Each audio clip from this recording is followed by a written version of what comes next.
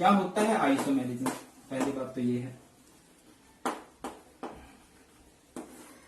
बोलिए आइसोमेरिज्म किसे कहते हैं? आइसोमेरिज्म आप लोग ऑर्गेनिक में पढ़ के आए हो, वैसे वैसे कुछ है। Those coordination compound which have same molecular formula but different arrangement of ligands due to which they have different physical and chemical properties. Different physical and chemical properties are called isomers. क्या होते हैं isomer? जिनका formula same हो but ligands की arrangement different हो, और उस ligands की अरेंजमेंट डिफरेंट होने की वजह से उनकी फिजिकल और केमिकल प्रॉपर्टीज भी क्या हो जाएंगी? डिफरेंट हो जाएंगी। मेरी बात समझो, एक क्लास में 40 बच्चे हैं, अगले दिन भी उस क्लास में 40 बच्चे हैं, बट एटम्स जो मतलब लिगेंड्स जो बच्चे हैं वो आगे पीछे बैठना स्टार्ट कर दें, कुछ फर्क पड़ेगा? नहीं पड़ेगा। अब देखो जो बच्चे लास्ट में बैठते हैं वो एक दिन आगे बैठ जाए, शायद उनको टीचर की बात ज्यादा समझ आने लग जाए, ठीक है। पीछे बैठ के क्या पता वो जीरो कांटा खेल रहे हो, लव परसेंटेज चेक कर रहे हो, होता है कि नहीं होता है? जैसे समझ रहे हो नहीं समझ रहे हो? क्या होता है आइसोमर? जिनका फॉर्मूला तो सेम रहता है बट लिगेंड्स के अरेंजमेंट डिफरेंट होने की वजह से उनकी प्रॉपर्टीज डिफरेंट हो जाती है। क्लियर? अभी दो तरह के आइसोमर होते हैं भाई, कौन कौन से होते हैं sir? First is structural isomer, second is stereo isomers. दो तरह के आइसोमर्स होते हैं, structural isomer and stereo isomer. Structural isomer क्या होती है? इन विच जिसमें ligands have different structural arrangement. Different मतलब समझाता हूं आपको इसका, डिफरेंट स्ट्रक्चरल अरेंजमेंट। इनमें क्या होगी? लिगेंड्स की स्ट्रक्चरल अरेंजमेंट डिफरेंट होगी। स्टीरियो आइसोमेरिज्म क्या होते हैं? लिगेंड्स हैव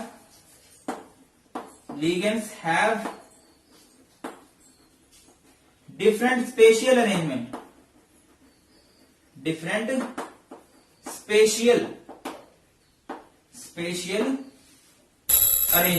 जिसमें लिगेंड्स की स्पेशियल अरेंजमेंट डिफरेंट हो। स्पेशियल समझते हो? स्पेस में। मैं आपको एक एग्जांपल देकर समझाता हूं। जैसे कि हमारे पास है, मान लो ये PtNO2 4, ठीक है, और यहां पे चार्ज लिख देते हैं हम लोग 2 नेगेटिव,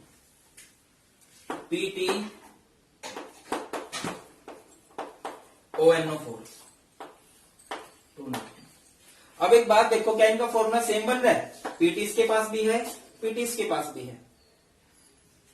ऑक्सीजन 2 चौके 8, 2 चौके 8, नाइट्रोजन 4, सब कुछ सही है। बट आप देखो कि यहां से जो लिंकिंग हो रही है वो नाइट्रोजन की तरफ से हो रही है, यहां पे ऑक्सीजन की तरफ से हो रही है। ये स्ट्रक्चर में डिफरेंस आया है। और स्पेशल में क्या होता है? जैसे कि हमारे पास ये है NiNH3 2Br2, मान के चलो ये है NiNH3 एंड Br2। ये कुछ इस तरह से लगा दूंगा, NiNH3 Br, यहां पे समझो तो NiNH3 यहां पे Br और यहां पे Br। अब आप एक बात समझो, ये सेम ही रहा है, कोई इसमें चेंज नहीं आया, ये स्ट्रक्चर है, ये स्ट्रक्चर सेम रहा, ठीक है। बट यहां पे देखो तो लिगेंड्स की जो स्पेशल अरेंजमेंट है, यहां पे NH3 है, यहां पे NH3 है, और दूसरे केस में देखो तो यहां पे NH3 है। स्पेशल अरेंजमेंट से मेरा मतलब है कुछ स्पेस में, भाई यहां पे सेंट्रल मेटल एटम है और यहां पे 4 लिगेंड्स लगे हुए हैं, तो उनकी स्पेस में पोजीशन में डिफरेंट कर दे रहा हूं। यहां पे कोई और लगा, यहां पे कोई और, यहां पे कोई और, पोजीशन मैंने डिफरेंट कर दी। ये होती है स्पेशल अरेंजमेंट को डिफरेंट करना, तो इसे बोलते हैं special arrangement. Special arrangement different होना इस तरह के आइसोमर को बोलते हैं स्पेस आइसोमर। क्या बोलते हैं इस तरह के आइसोमर को हम लोग? स्पेस आइसोमर या स्टीरियो आइसोमर। फर्दर इनके टाइप होते हैं। स्ट्रक्चरल आइसोमर के टाइप की बात करूं तो सबसे पहले हाइड्रेट आइसोमर। हाइड्रेट को आप लोग सोलवेट भी कह सकते हो, सोलवेट आइसोमर। दूसरे नंबर पे बनता है लिंकेज आइसोमर, लिंकेज आइसोमर। तीसरे नंबर पे बनता है आयनाइजेशन आइसोमर। कौन से वाले? Ionization isomer. फोर्थ नंबर पे बनता है coordination isomer, coordination isomer. Stereo की बात करें तो स्टीरियो में दो टाइप हैं। कौन कौन से? ज्योमेट्रिकल, सबसे ज्यादा क्वेश्चन इनसे ही बनते हैं, geometrical and optical. Geometrical isomer and optical isomer. एक एक एक्सप्लेन करते हैं। सबसे पहले हम लोग एक्सप्लेन करते हैं हाइड्रेट क्या होता है। आपको कैसे पता लगेगा कि कहीं पे हाइड्रेट आइसोमर है या नहीं है? इनमें क्या होता है? Different number of H2O molecules as ligand. Hydrate isomer का जो दूसरा नाम होता है वो सोलवेट होता है। सोलवेट मतलब जिसमें सोलवेंट जो लिगेंड्स का काम कर रहे हैं वो डिफरेंट हो गए। एग्जांपल से समझिए आप, जैसे आपके पास है ये FeH2O6Cl3 आपके पास ये है। यहां पे आपको दिखा, अच्छा ये जो होता है ना स्फीयर के अंदर जो होता है ये होता है लिगेंड, ये जो बाहर होता है ये तो काउंटर आयन। यहां पे आपको दिखाई दे रहा है कितने H2O लिगेंड का काम कर रहे हैं? 6। मैं इसमें कुछ पंगे लेता हूं। पंगे लिए FeH2O5Cl2H2O। पंगे समझ में आया क्या पंगे लिए गए हैं? एक Cl को हम अंदर लेके आए हैं, H2O को बाहर लेके गए हैं। हो सकता है, सब कर सकते हैं। तो अभी देखो यहां पे कितने H2O लिगेंड का काम कर रहे हैं? 6। यहां पे कितने H2O लिगेंड्स का काम कर रहे हैं? 5। कुछ और पंगे भी लिए जा सकते हैं, लाइक मैं ऐसे भी कर सकता हूं FeH2O4Cl2Cl H2O2 कर दो, या ऐसे H2O2 ऐसे कर दो। अब यार फोकस करो, यहां पे कितने H2O लिगेंड्स का काम कर रहे हैं? 4। मतलब नंबर ऑफ H2O मॉलिक्यूल जो है जो अंदर बाहर वो डिफरेंट हो रहे हैं। नंबर ऑफ H2O मॉलिक्यूल जो लिगेंड्स का काम कर रहे हैं वो डिफरेंट हो रहे हैं। इन्हीं को हम लोग क्या कहते हैं? हाइड्रेट आइसोमर कहते हैं। क्लियर है बात? नहीं क्लियर है तो याद रखना, अगर कहीं भी आपने ये देखना है कि वहां पे हाइड्रेट आइसोमर पॉसिबल है या नहीं है, तो आप देखो H2O है, बाहर अदला बदली हो सकती है, तभी हाइड्रेट आइसोमर पॉसिबल होगा। क्वेश्चन तो यही आता है कि ये जो एग्जांपल दे रखा है बताओ इसमें कौन सा आइसोमर है। Next is linkage isomer. Next is linkage isomer. Linkage isomer क्या होता है? जिसमें लिंकिंग डिफरेंट होती है लिगेंड्स की, which have different linking of ligands toward central metal atom. और ये जनरली क्या हमेशा इनको कौन शो करता है? Ambidentate ligands. कौन शो करेगा? एम्बिडेंटेड लिगेंड शो करेंगे। ठीक है, तो अगर कहीं पे आपको एम्बिडेंटेड लिगेंड दिखाई दे रहा है, इसका मतलब वहां पे पॉसिबल है लिंकेज आइसोमर।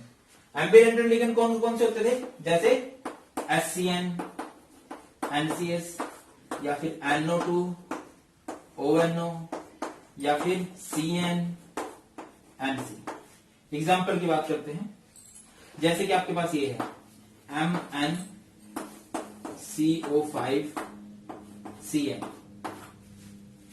सॉरी ऐसे नहीं हो गई, ये ऐसे हो गई।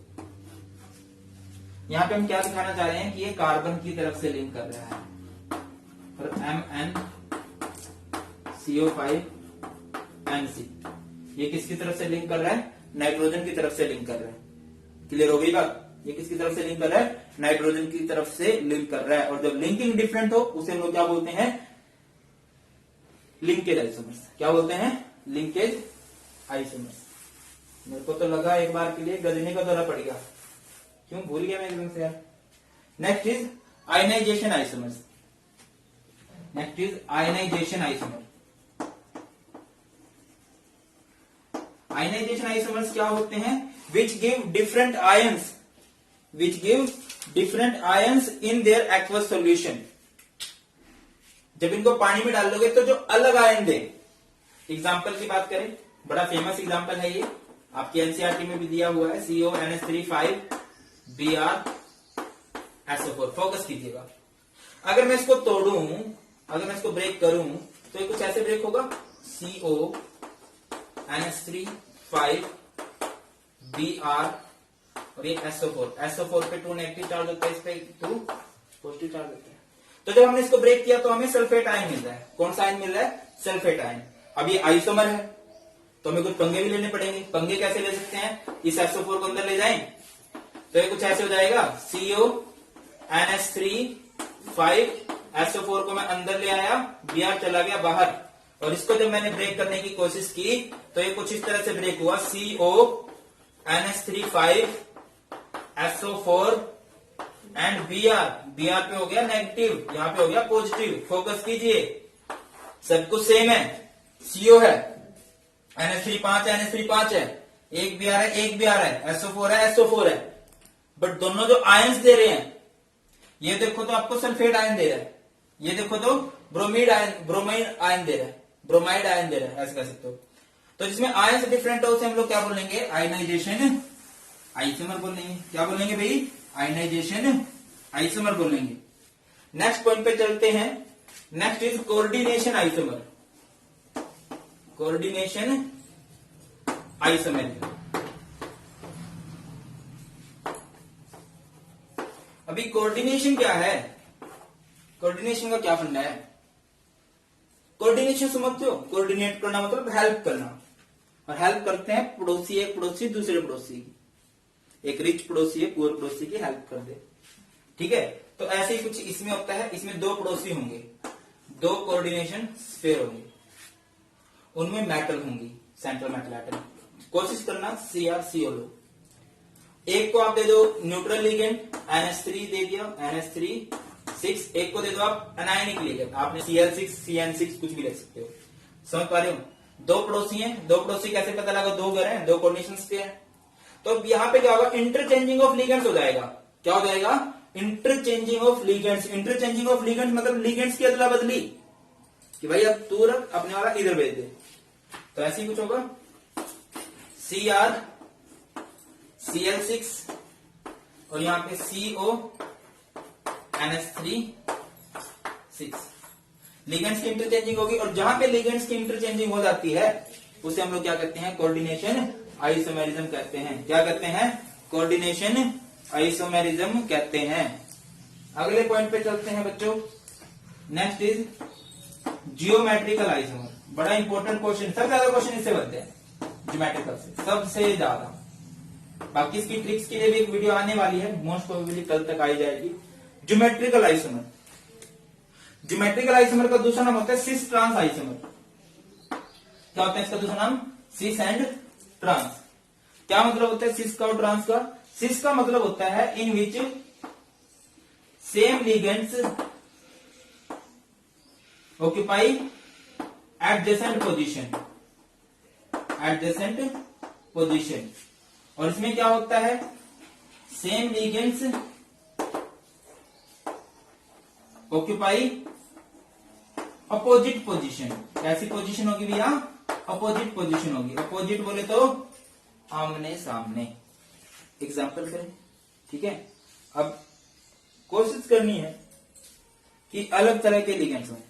अगर ऐसा हो कि एक ही जैसे लिगेंड हो जाए, मतलब अगर मैं सोचूं कि मेरे पास, अच्छा ये शो कहां पे होता है? कोऑर्डिनेशन नंबर 4 में या फिर कोऑर्डिनेशन नंबर 6 में। कोऑर्डिनेशन नंबर 4 में या फिर कोऑर्डिनेशन नंबर 6 में, इससे पहले नहीं। ठीक है। और टेट्राहेड्रल में नहीं शो कर सकते इसे, स्क्वायर प्लेनर में शो कर सकते हैं या फिर ऑक्टाहेड्रल में। किसमें शो कर सकते हैं? स्क्वायर प्लेनर में या फिर ऑक्टाहेड्रल में। तो मैं बात कर रहा था कि जैसे NiCl4 है, आप इसका आइसोमर नहीं बना सकते। कैसे बनाओगे बताना? आपने लिया Ni, स्क्वायर प्लेन ऐसे होते हैं ना, Cl Cl Cl Cl। अब मुझे बताओ कौन सी पोजीशन सिस है, कौन सी पोजीशन ट्रांस है? सारी सेम है। तो ऐसे नहीं चलेगा, आपको कुछ ऐसे करना है। आपको कुछ इस तरह से करना है कि अलग हो। जैसे आपके पास पहला एग्जांपल है PT Cl2 NH32। फोकस करना मेरे बात पे, मैं क्या कहना चाह रहा हूं अभी आपको। PT Cl2 NH32 ये है। इस तरह से बनाओगे PT, यहां पे अब Cl लगा दिया यहाँ पे, फोकस करना। आमने सामने वाली पोजीशन होती है ये, इस पोजीशन को बोलते हैं अपोजिट पोजीशन। अगर Cl यहाँ लगा दिया तो यहाँ नहीं लगाना, यहाँ लगा लो, यहाँ लगा लो। जैसे आपने यहाँ लगा लिया Cl, यहाँ पे लगा NH3, यहाँ पे लगा NH3, इसे हम बोलेंगे सिस। क्या बोलेंगे? सिस। अब सिस बना लिया तो इसकी ट्रांसफॉर्म बनाओ। कैसे बनाओगे? PP कैसे? Cl यहां लगा दिया तो 101% आपको यहां लगाना पड़ेगा 4 के केस में। ये Cl और यहाँ पे क्या लग गया? NH3, यहाँ पे क्या लग गया? NH3। समझ रहे हो मेरी बात को? नहीं समझ रहे हो? देखो जैसे कि आपके पास ये है, फोकस कीजिएगा। जैसे ये स्क्वायर प्लेन है, ठीक है ना, ये 1 2 ऐसे 3 4, समझ जाओ। अगर मैंने लिगेंड यहां लगाए हैं, सेम लिगेंड यहां लगा दिए, यहां लगा दिए, तो इसे सिस बोल लेंगे। अगर मैंने सेम लिगेंड ऐसे लगा दिए, ऐसे जैसे मैंने इसमें लगाए, ऐसे लगाए, ऐसे, ठीक है। अगर एक ही वाले पे लगा दिए तो वो हो जाएगा ट्रांस। क्या हो जाएगा? वो ट्रांस हो जाएगा। प्लीज कंफ्यूज मत होना इसमें, ठीक है। 4 के केस में ये होता है सिस और ट्रांस।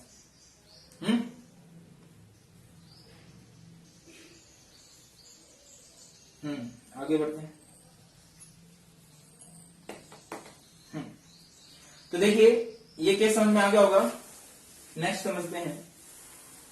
जैसे कि हमारे पास ये हो गया, अगला केस देखें, PP Cl2 NH3 H2। आपने इसको करना है तो कैसे करोगे? PP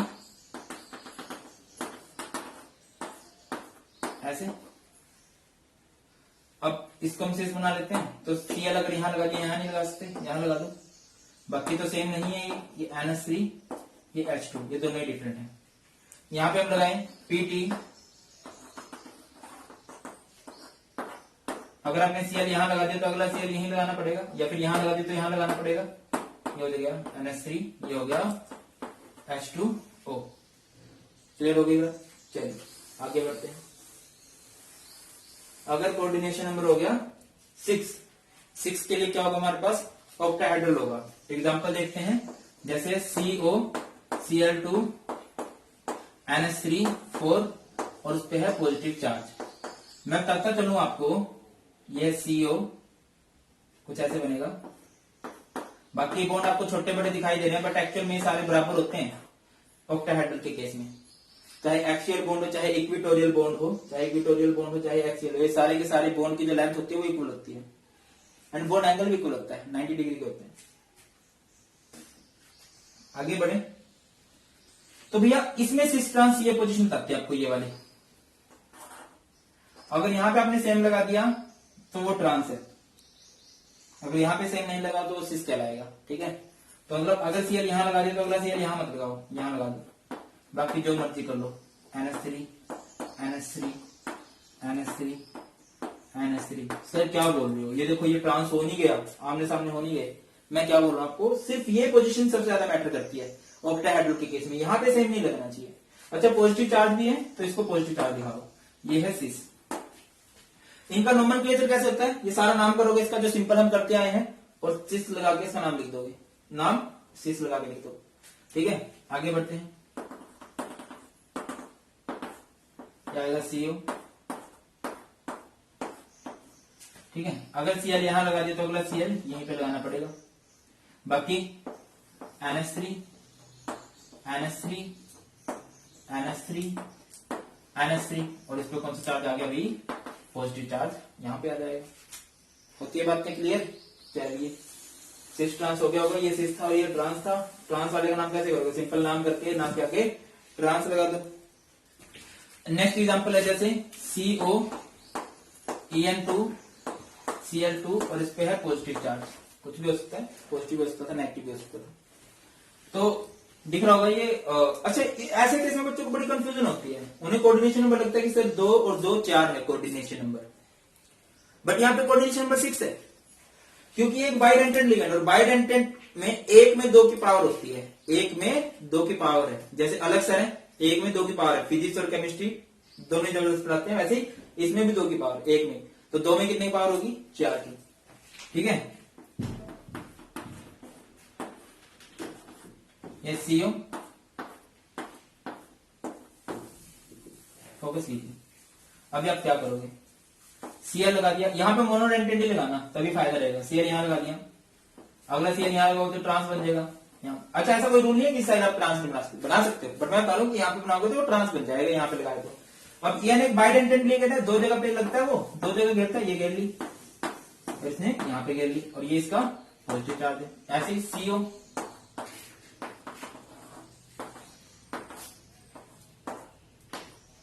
ये क्या आ गया, ये आ गया EN, ये आ गया EN, यहाँ पे Cl, यहाँ पे Cl, और यहाँ पे आ गया इसका पॉजिटिव चार्ज। बातें क्लियर है?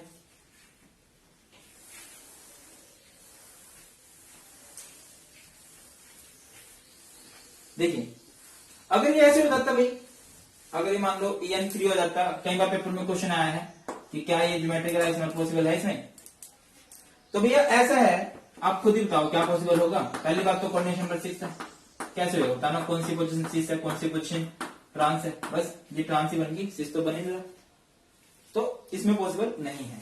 अच्छा, एक बड़ा फेमस एग्जांपल यहां से निकल के आता है, कि बड़ा फेमस, बहुत ही ज्यादा फेमस,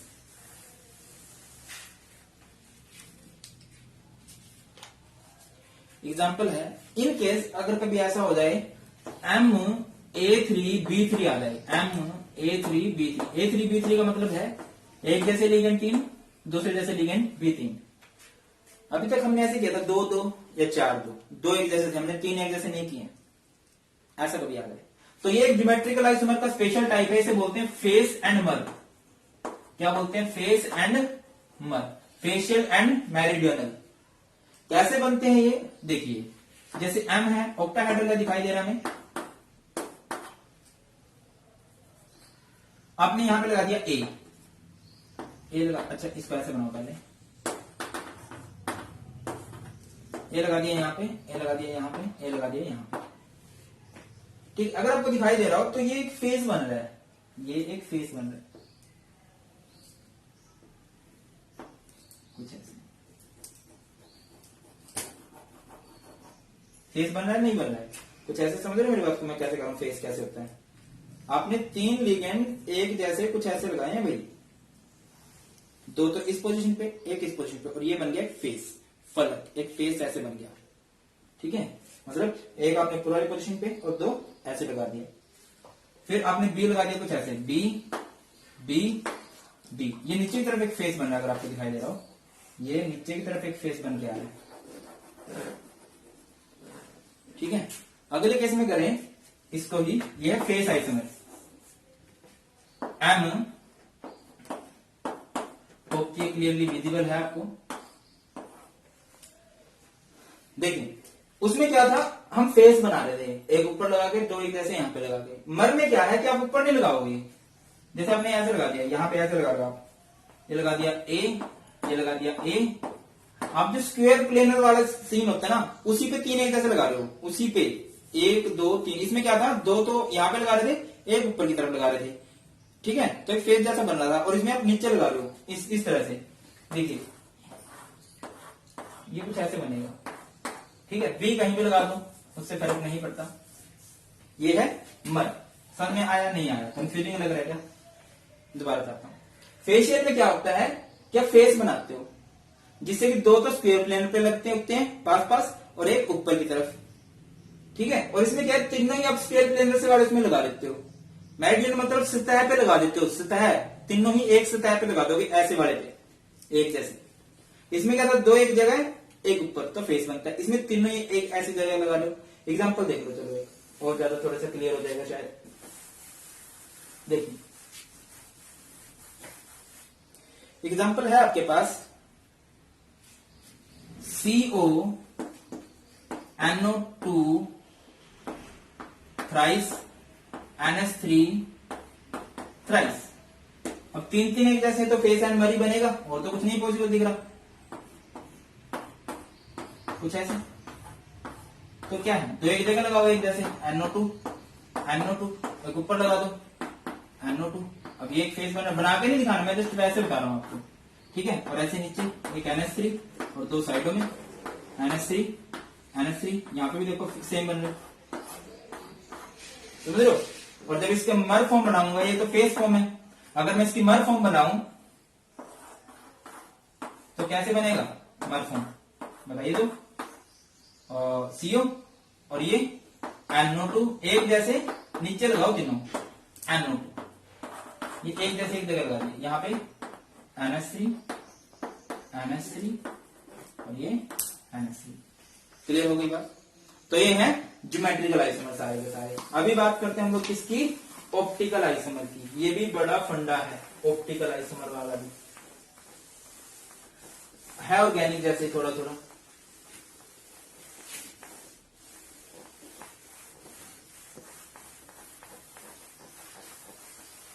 देखिए ऑप्टिकल आइसोमर कहां होता है, किसे कहते हैं। ऑप्टिकल आइसोमर शो किए जाते हैं ऑप्टिकली एक्टिव सब्सटेंस के द्वारा। किसके द्वारा, ऑप्टिकली एक्टिव सब्सटेंस के द्वारा। ऑप्टिकली एक्टिव सब्सटेंस कौन से होते हैं, जो पीपीएल को, पीपीएल बोले तो प्लेन पोलराइज्ड लाइट को रोटेट कर देते हैं। क्या कर देते हैं, रोटेट कर देते हैं, या तो राइट में या लेफ्ट में। सर ये पीपीएल क्या होता है, एक सिंपल लाइट है जिसे हम कहते हैं मोनोक्रोमिक लाइट, जो हर डायरेक्शन में ऑस्किलेट कर रही है, हर डायरेक्शन में ट्रेवल कर रही है, हर प्लेन में ट्रेवल कर रही है। मैंने आपको कई बार बोला है कि जैसे आपके पास एक लाइट है, उसको ऐसे आंखें बंद करके देखोगे ना, जैसे गोल गोल बल्ब है आपका, उसको आंखें बंद ऐसे थोड़ी सी बंद करके खोल के देखोगे तो आपको दिखेगा वो हर डायरेक्शन में ऑस्किलेट कर दिया। तो इसको हमने एक डिवाइस से पास कराया जिसे कहते हैं निकोल प्रिज्म, पास करा दिया तो ये सिंगल प्लेन में ट्रेवल करेगी। इसे बोलते हैं प्लेन पोलराइज्ड लाइट, जिसको हमने इस तरह से बना दिया कि वो सिंगल ही प्लेन में ट्रेवल कर रही है। ठीक है, फिर हमने इस लाइट को पास कराया एक सब्सटेंस के अंदर से। पॉसिबिलिटी है कि, पॉसिबिलिटी दो है, पॉसिबिलिटी तो ये भी है कि लाइट सीधी निकल जाए, पॉसिबिलिटी ये भी है कि ये लाइट मुड़ जाए। अगर सीधी निकल रही है तो इस सब्सटेंस को कहते हैं optically inactive. Optically inactive, inactive समझते हो ना, कि ये इस पे कोई फर्क नहीं डाल रहा। और इनको क्या कहते हैं, ऑप्टिकली एक्टिव कहते हैं। क्या कहते हैं इन्हें, ऑप्टिकली एक्टिव कहते हैं।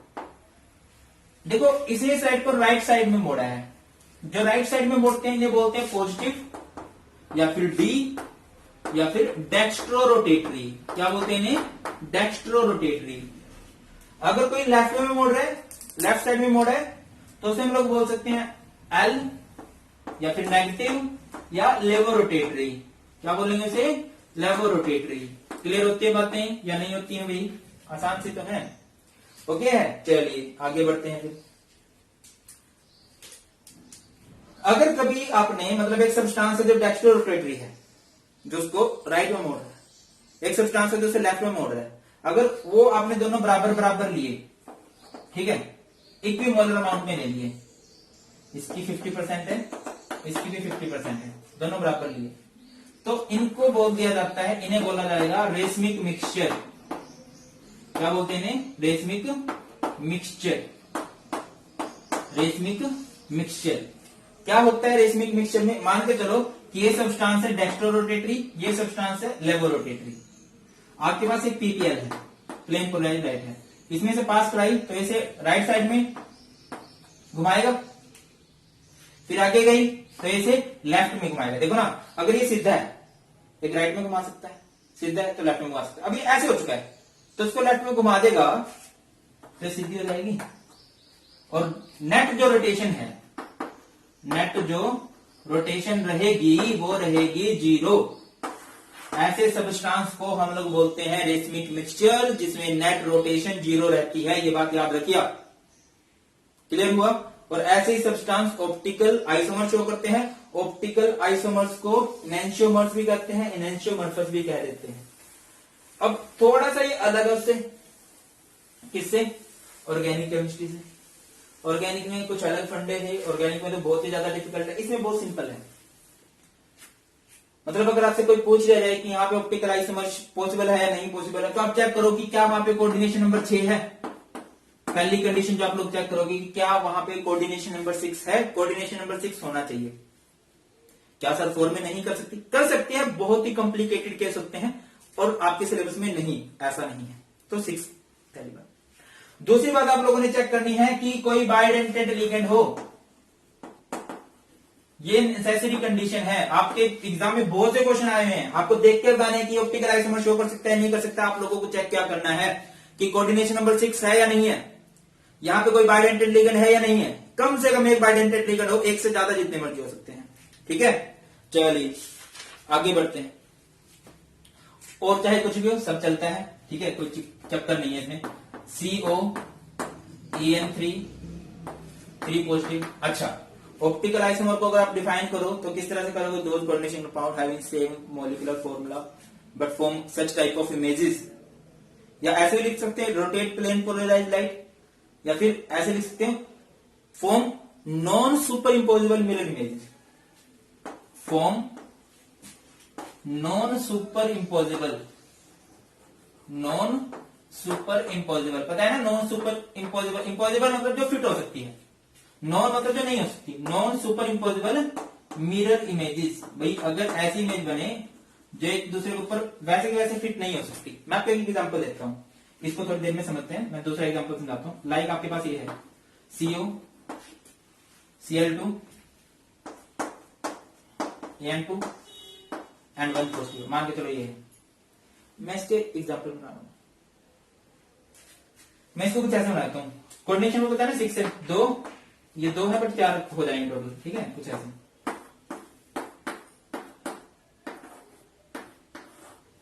जैसे Cl Cl En और ये En और उस पर पॉजिटिव चार्ज है।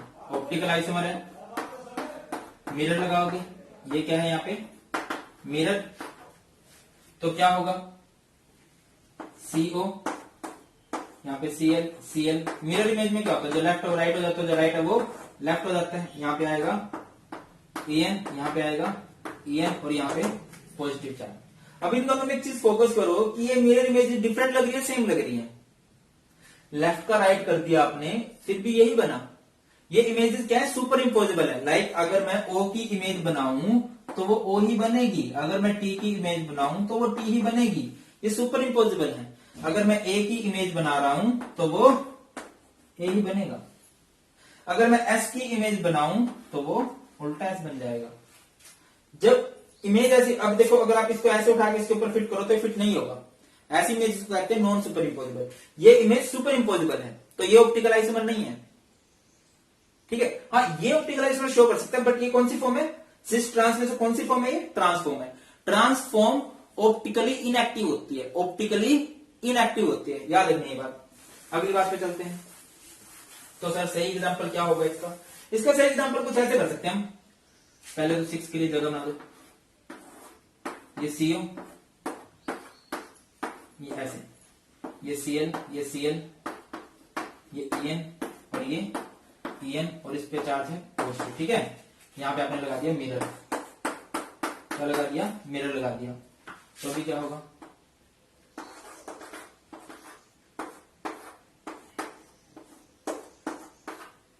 अब देखो, जो लेफ्ट है ना वो राइट हो जाता है, जो लेफ्ट है वो राइट हो जाता है, यानी कि ये चला जाएगा यहाँ पे। जो राइट है वो लेफ्ट हो जाता है, यहाँ जाएगा यहाँ पे। और जो चार्ज है वो वैसे के वैसे लगाओगे। आप किसी को भी डेक्स्ट्रो बोल सकते हो, किसी को भी लैगो बोल सकते हो, इसमें कुछ ऐसा नहीं है। इसको डेक्स्ट्रो बोल दो, इसको लैगो बोल दो। ऐसा कोई फिक्स रूल नहीं है कि किसको डेक्स्ट्रो बोल दोगे, किसको लैगो बोल दोगे। किसी को भी डेक्स्ट्रो, किसी को भी लैगो बोल सकते हो आप। अब देखो ये इमेजेस सुपर इम्पोजिबल नहीं है। अगर मैं इसको ऐसे उठा के इसके ऊपर फिट रखूं तो फिट नहीं होगी। तो ये ऑप्टिकल आइसोमर है यहां पे। ठीक है,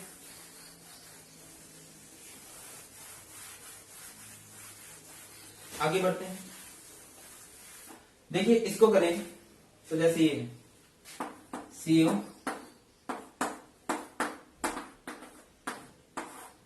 En En एंड ये En और इस पे चार्ज है 3 पॉजिटिव और ये है मिरर। क्या है ये? मिरर। तो ये रोटेट हो जाएगा कुछ ऐसे।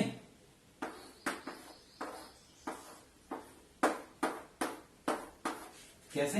ऐसे En En और और यहाँ पर एन और यहाँ पे 3 पॉजिटिव, यहाँ पे 3 पॉजिटिव डालना है।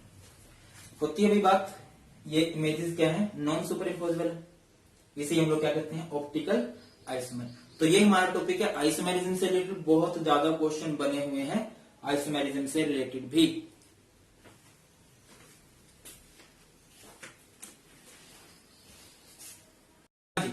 तो अभी स्टार्ट करते हैं पहली थ्योरी कोऑर्डिनेशन कंपाउंड में, जो कि है वर्नर थ्योरी। इससे रिलेटेड क्वेश्चन भैया बने हुए हैं। वर्नर थ्योरी के बाद हम लोग देखेंगे वैलेंस बॉन्ड थ्योरी एंड उसके बाद देखेंगे क्रिस्टल फील्ड थ्योरी। स्टार्ट करते हैं वर्नर थ्योरी। वर्नर थ्योरी ने क्या बात की, सबसे पुरानी थ्योरी थी। इसने बोली कि किसी भी मेटल की 2 वैलेंसी होती हैं। कौन कौन सी होती हैं, बहुत ही आसान सी बात है ये। एक होती है प्राइमरी वैलेंसी, एक होती है सेकेंडरी वैलेंसी। सिंपल सी बात। 2 तरह की वैलेंसी की बात की, primary valency and secondary valency. Primary valency क्या होती है, प्राइमरी वैलेंसी होती है ऑक्सीडेशन स्टेट, ठीक है, ऑक्सीडेशन स्टेट। और सेकेंडरी वैलेंसी क्या होती है, कोऑर्डिनेशन नंबर। ये सिंपल बात याद रखो। कहीं पे भी अगर आपसे पूछ लिया जाए कि एक कॉम्प्लेक्स दिया है, आपको पूछा गया कि इसकी सेकेंडरी वैलेंसी बताओ, तो मित्रों वो आपको कोऑर्डिनेशन नंबर बताने को बोल रहा है।